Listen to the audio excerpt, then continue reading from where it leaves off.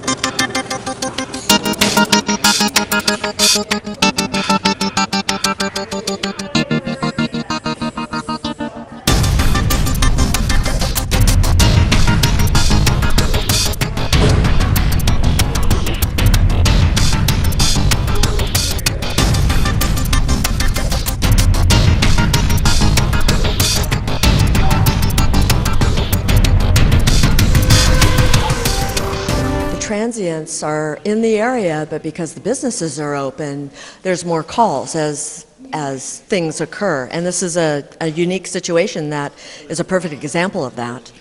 Yeah, well, in this particular situation, this was an on-view observation by an officer, saw some transient people drinking in public.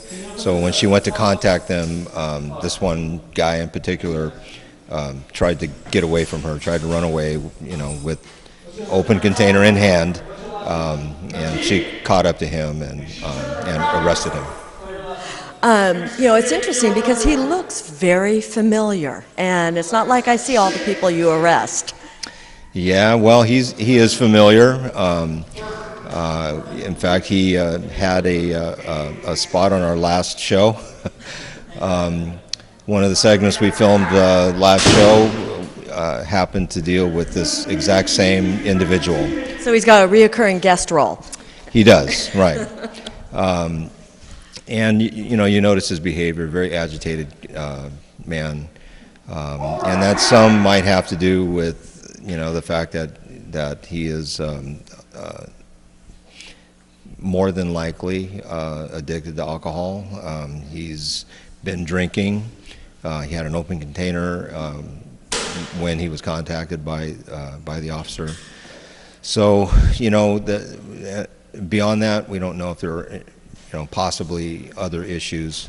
But this guy in particular is concerning to me because he is highly agitated and hasn't, gotten to the point to where he actually outright physically resists, but he's not, he's not cooperative by any means. Well, and it's interesting because whereas the last time he was contacted, he was on Beach Boulevard, where there are a lot of cars going by very fast. In this situation, he was by the Wells Fargo, which was open. And I can just imagine being a customer going into the bank and trying to navigate around someone like him who's possibly under the influence and acting irrationally. Yeah, well, that area has a lot of open businesses. I'm sure people will recognize that's the Target Center. There's a Wells Fargo bank, a gas station.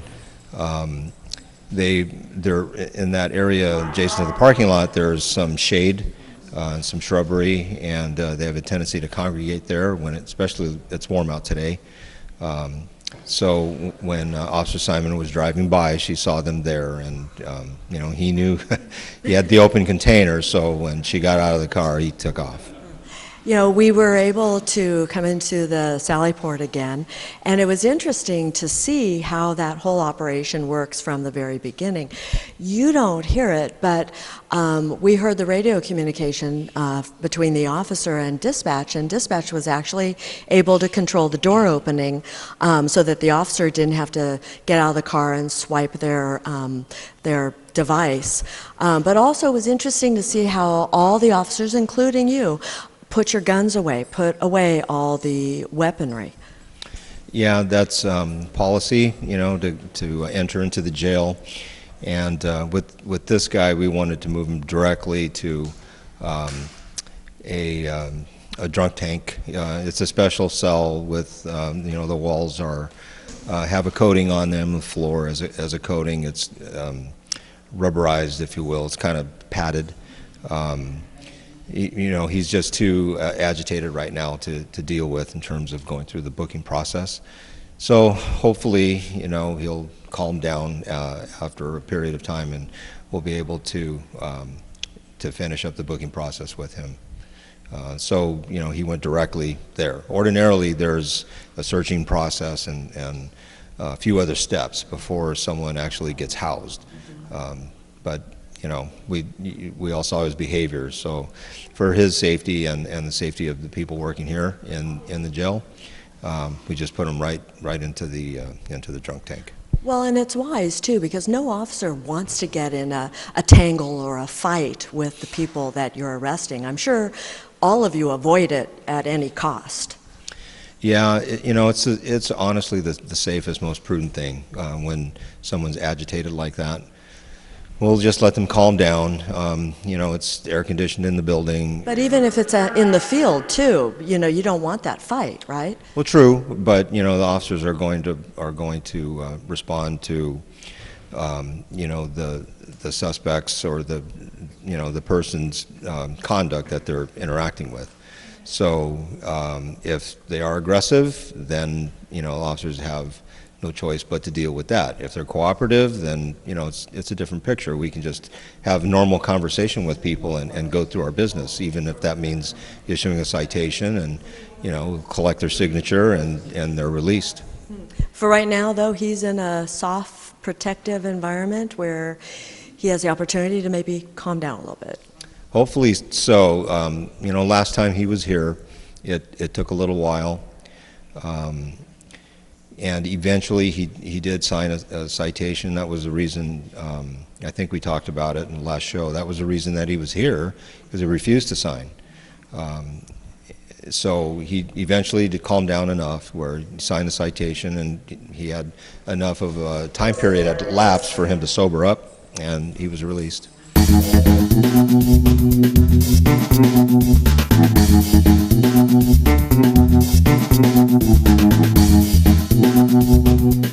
Sergeant Nunez, if an officer was trying to get to a call there's no way to do this. So do they take a different route?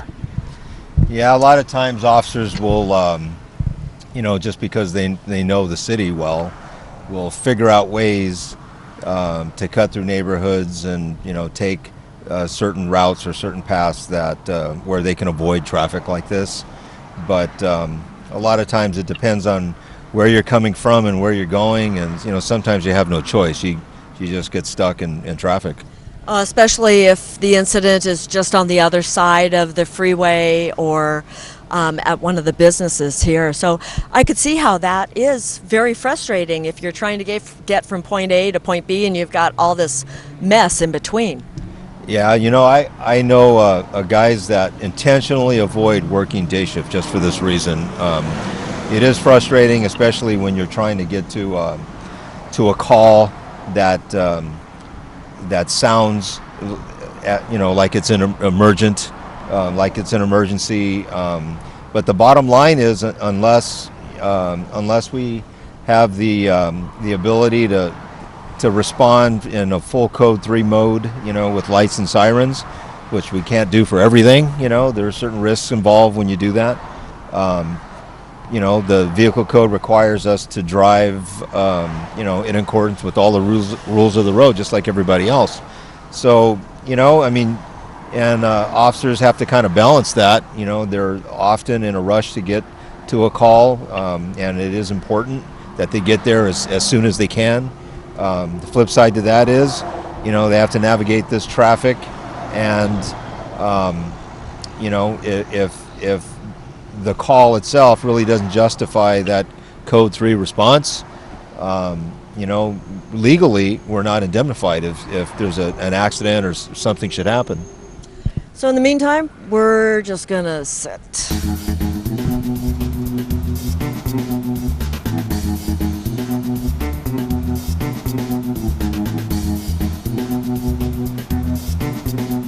We're not normally out this early, and I think that's why we have our coffee, right? Yeah, usually it seems lately we've been out at night exclusively, so... We started at 9 a.m., which is kind of early for us. Right. So, because you're not part of patrol, you're able to sit here, enjoy a nice coffee with us. Normally officers can't do this necessarily, but they are still quite busy during a day shift. Yeah, day shift is a busy shift, and the interesting thing is there are a different type of calls and different types of issues that day shift officers deal with as opposed to nighttime. Well, I know during the nighttime everything is almost closed. You have restaurants that are open, but a lot of the businesses are closed at night. There's activity going on. Imagine that. Excuse me, I'm listening.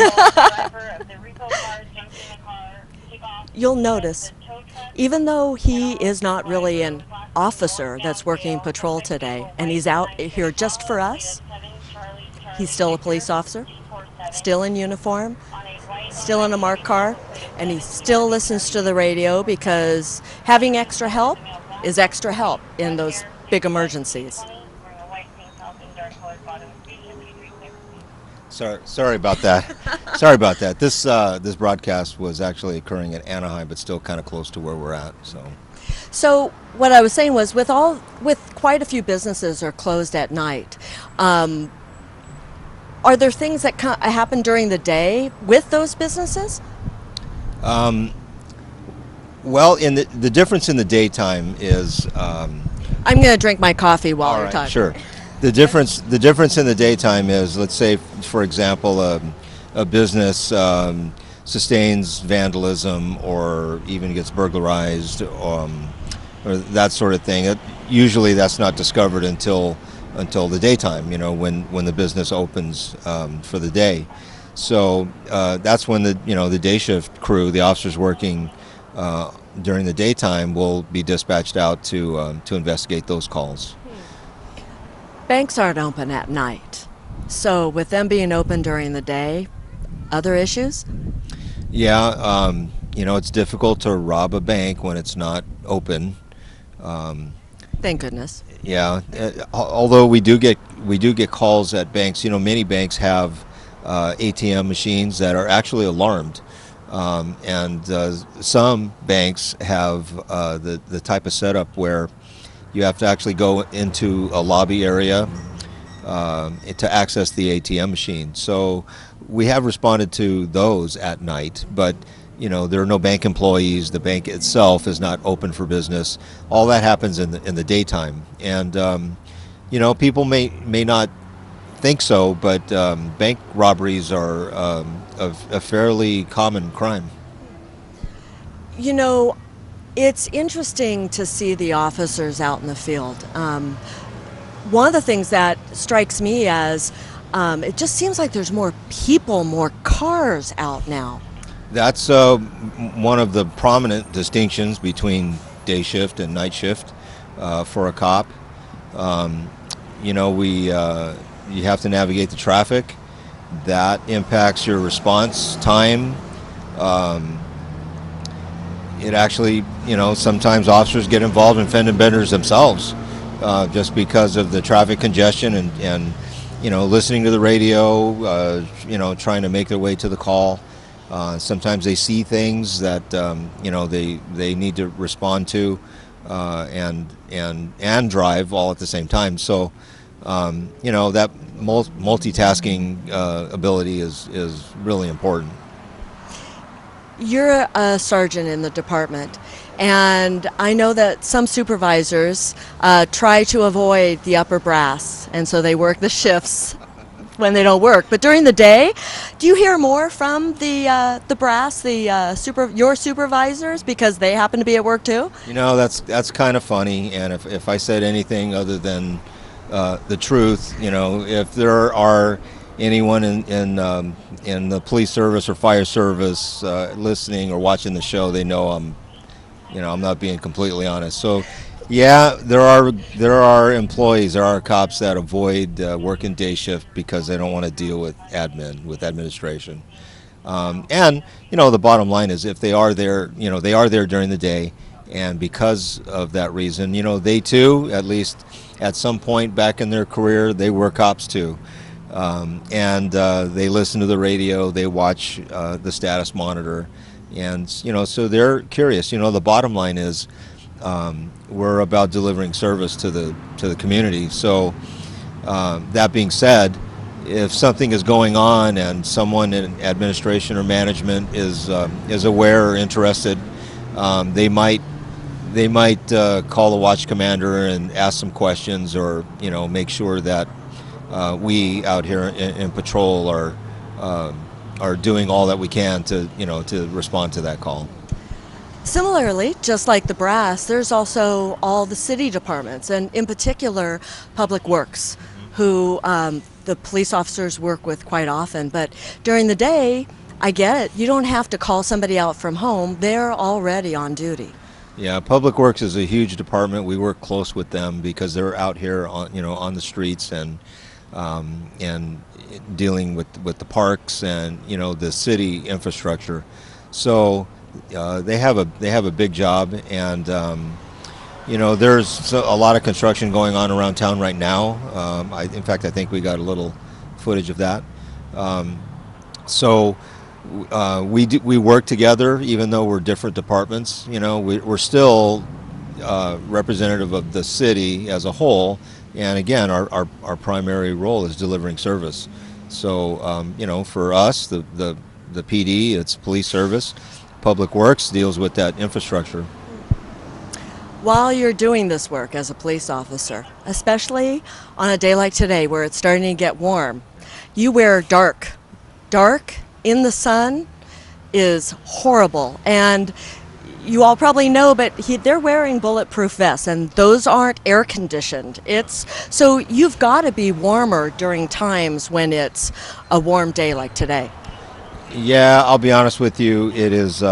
It's just uncomfortable. The uniforms are wool, and the equipment you carry, and the body armor you wear is.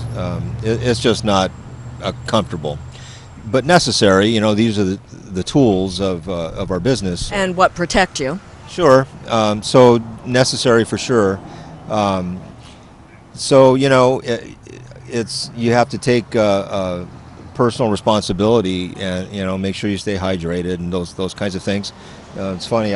I for one, an individual that I drink coffee all day long. I can go home at the end of my day and sleep fine, even though I drink coffee all day. I don't know how I do that, but it's possible for me.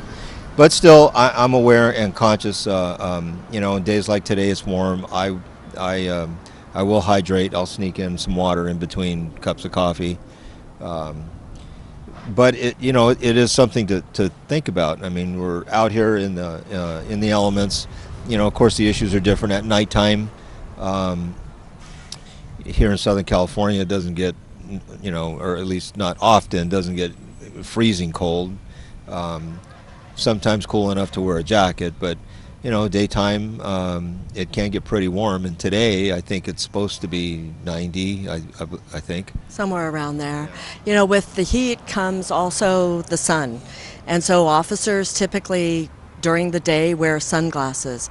And they look so much more intimidating when they're wearing those sunglasses. Yeah, honestly, I would tell the public, 9 times out of 10, you're wearing sunglasses too. That's what people do in bright sun. But they don't look intimidating, Well, yeah, especially the motor officers. right. It's interesting. We do have some rules regarding what are allowable, sunglasses. Believe it or not, they can be considered safety equipment for us. Provides eye protection from debris and that sort of thing. Primarily, that's why we justify wearing glasses as eye protection. But there are some people that that have prescription glasses that are required to wear glasses. So if you work day shift, then it's prudent that you get especially if you have a prescription, you get those so that they also provide some protection from the sun. It's just I think at least for the officers, you have to be comfortable and aware of your environment that you're working in. That way you can not get distracted by by things like being in the sun, or being too hot or too cold, and that sort of thing. So it's no different than those construction workers we drove by earlier. They're working in these elements as well, and they're actually performing physical labor. So they have to be aware of their safety and what's necessary for them to be safe and effective on the job. With as busy as we are, there's still downtimes, and they're still staying active. Yeah, we've talked about this a lot on prior shows. If there's not something actively going on, then our expectation is officers go out and look for a crime, and a lot of times just their presence deters crime. So, we had an officer that was cruising through a business parking lot, and he was running information on his computer, and figured out that there was a car where the registered owner had a suspended driver's license. So he kind of moved off and was watching for that car to leave. I guess it was a person sitting in it. So he ended up following a car away and made a stop. And at the bottom line was he had the wrong car. But the point is, those are the kinds of activities that we expect our people to be doing, versus parking under a shade tree someplace. I've always found it to be an interesting career, because there, even though it can be mundane and boring sometimes, usually there's always something different to be dealing with, and a lot of different things in the department that you can kind of get into if you have a particular niche that you're interested in. If you have any questions about today's show, you can call the Buena Park Police Department at 562-3901. With Sergeant Chris Nunez of the Buena Park Police Department, I'm Jane Cameron. Thanks for joining us.